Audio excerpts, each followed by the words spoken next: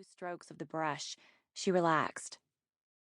Such pretty hair. It's dishwater. No, indeed. It's like deer hide. All the tones of blonde mixed up, and all sun-streaked now from summer. Nice and thick, too. I'm going to ask you a couple of things. Maybe hard things, sweetie. But they're important things. Where's Ashley? They're taking her to the hospital now. She asked after you. Asked if we could bring you in to see her. Would you want to? Yes, ma'am. Please, I want to. All right. But now I have to ask you if your father ever hurt you. I know that's a hard thing to ask. He's never laid a hand on me. Or Mason. My mama gives out the hidings if we need it, and they don't count for much. She doesn't have the heart for a real hiding, so we pretend, all three of us, because Daddy says, spare the rod, spoil the child. I never liked that one myself. The harder one is asking if he ever touched you in a bad sort of way. Naomi stared straight ahead, while Letty ran the brush through her hair. You mean like he did to Ashley? He raped her. I know what rape is, ma'am. They raped the Sabine women in the Bible. He never did that to me. He never touched me wrong. All right, then. Did he ever hurt your mama? I don't think so. Sometimes... It's all right. In practiced moves, Letty used a little band to pull Naomi's hair back into a tail. All you have to do is tell me the truth. Sometimes he looked like maybe he wanted to hurt her, but he didn't. If he got really mad, he'd just go off for a day or two. Cooling off, Mama said. A man needs to cool off on his own time. She didn't know, Miss Letty.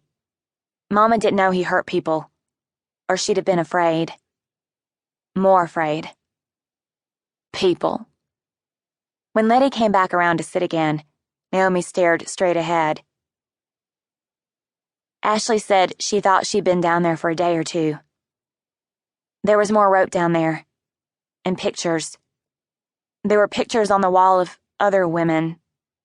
Tied up like she was. Worse than she was.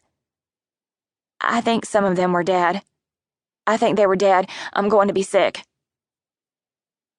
Letty tended to her, holding her hair back as she hugged the toilet, bathing her face with a cool cloth when she was done. She gave Naomi something minty to rinse out her mouth, brushed a kiss over her forehead. You've had enough. Maybe you want to rest a while. I can't go home, can I? Not right now. I'm sorry, honey. But I can take you to my house, and you can use the guest bed, try to sleep. Can I just stay here until Mama and Mason come? If that's what you want. How about I get you some toast? We see how that settles. You save that Snickers bar for later. Thank you. Letty rose.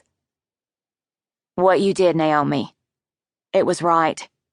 And more, it was brave. I'm awful proud of you. I'm only going to be a couple minutes. How about some tea with honey to go with the toast? That'd be nice. Thank you. Alone, Naomi laid her head on the table, but she couldn't rest. She sipped at the Coke, but it was too sweet. She wanted water, just cold and clear. She thought of the water fountain, rose. She stepped outside the little room, started to call out, ask if it was all right. She saw the deputy hauling her father across the room toward a big metal door.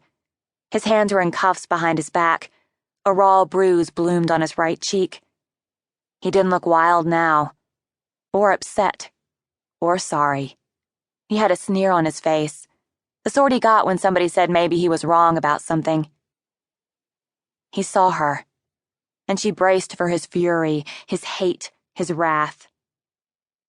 All